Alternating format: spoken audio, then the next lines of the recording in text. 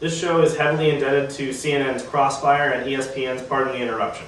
To all those haters out there who are really picky about stats and numbers, that's not us. We're just a couple of guys trying to have some fun. We're not Jake Los. We're not geniuses. No. But we hope you enjoy the show.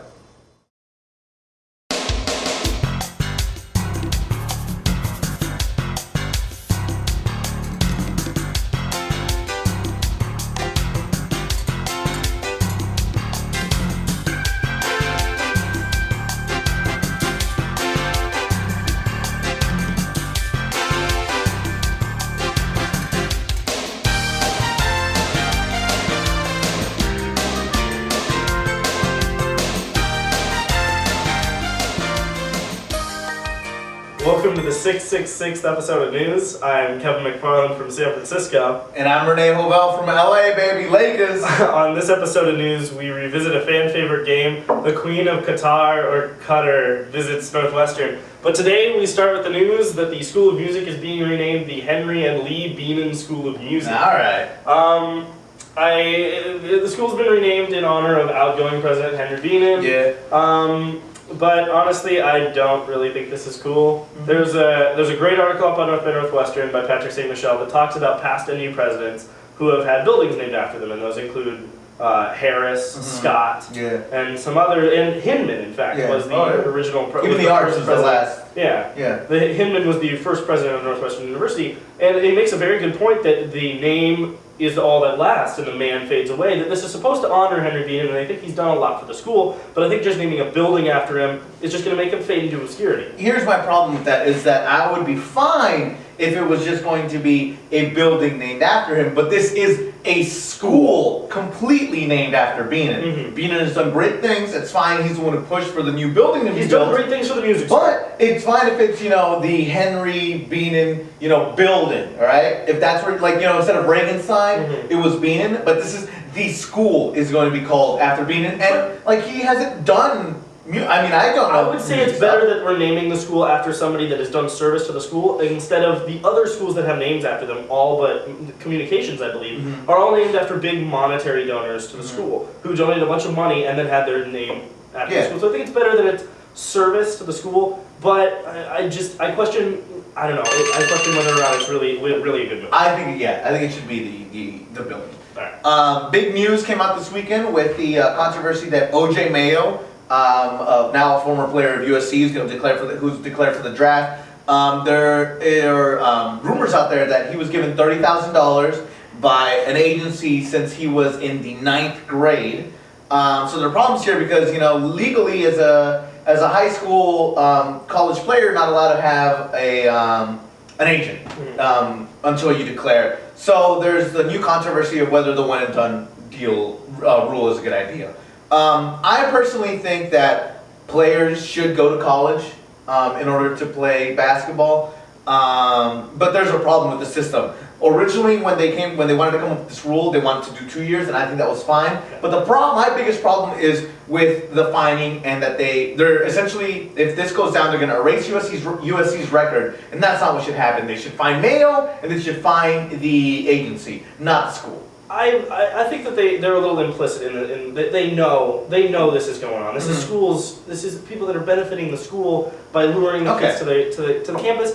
My problem is that I really don't think this rule is going to make this kind of stuff go away. Yeah. Like Kentucky is offering scholarships to high school freshmen now. Yeah. That they're going younger and younger, and unless they slap somebody with a gigantic penalty, this is not going to stop. Find the school, that's fine, but don't erase the season. Because Mayo is not the only player on that team. All right, so there's big news from ASG this week. Yeah. Newly installed President Neil Sales Griffin has come out saying that there are possibilities of a meteoric change to ASG, possible large revisions to the Constitution, or striking it and writing an entire new Constitution. An ad hoc committee came up with a manifesto, the Students Incorporated manifesto, which is posted online on North by Northwestern and other 15 pages websites. Long. I don't know. I've never really read the ASG Constitution, so I don't really know exactly the intricate details of this. But to be honest, I think that if Neil Sales Griffin wants to go in and start creating dramatic change to make ASG more visible, I'm for it. I completely agree. I was in Senate my freshman year, and we have to read the Constitution, and we have to know rules of order and all that crazy stuff.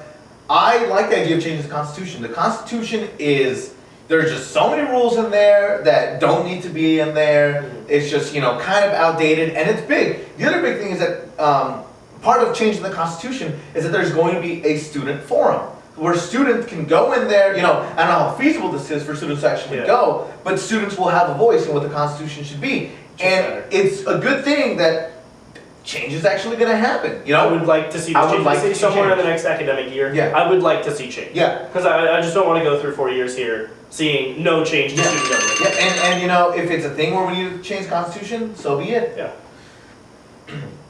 So earlier this week, there was I believe, 7.9 earthquake in China, and a week before that, there was a huge cyclone in Myanmar, or Myanmar, I don't know how you exactly say it. And these are huge tragedies. First, we want to send our condolences to anyone who's been affected by this. But I think it's one of those things that, we like to touch on serious topics, and one of the things is the vast difference between responses. Where Myanmar is just horrible, like the juntas are just taking all this money and stuff. And China is actually pretty surprising. I mean, the premier, who's like second to, the president or whatever they have over there, has gone to all these places when it took Bush forever to go to Katrina, to go to New Orleans after Katrina. They're sending out all these soldiers to fix all these dams and to remove all this stuff. I think it's pretty good, especially after the big snowstorms that they had in the winter. I think it's good. I think it's really good. It's really unexpected, honestly, Yeah. with all of the attention they've been getting about their support of Darfur, things, the controversy over Darfur, and the things with the Olympics that you would expect that China wouldn't be helping. Yeah. But they are really stepping up and giving the kind of aid that, honestly, we didn't see when we had this kind of disaster in New Orleans. So I think it's a credit to the Chinese government that they're really stepping up and giving this aid. But by far, to me, the bigger tragedy is that the Myanmar government isn't doing anything. No. They aren't accepting the aid. They're not giving the aid to the people. They're keeping it for themselves. Yeah. It's a horrible, corrupt government. Yeah, it's horrible. Last thing, we've got in the Daily this week, there is speculation over the commencement speaker. They still haven't announced who's speaking. Normally they say that news comes at the end of winter quarter, beginning of spring quarter. But Beenan is quoted as saying that the speaker they have scheduled does not announce his schedule, until day before the event happens. So we're not really sure who this is. I mean, if I wanted to speculate who I think doesn't announce where they're going until the day before, I would say it's like a president or something, which makes me a little nervous, I'll be honest. What do you think? There was a letter to the editor today in the Daily about kind of joke candidates for this.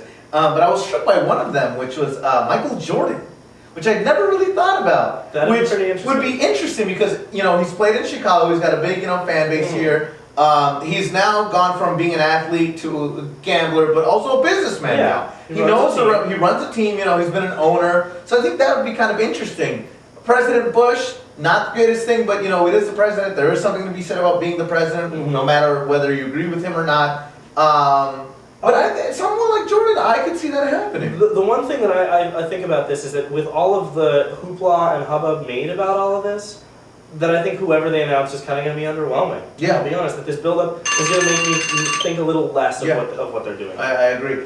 Daft Punk for commencement. There you go. Daft Punk for commencement. That's it for our headline segment. Come back and we'll be playing one of our favorite games. Stick around.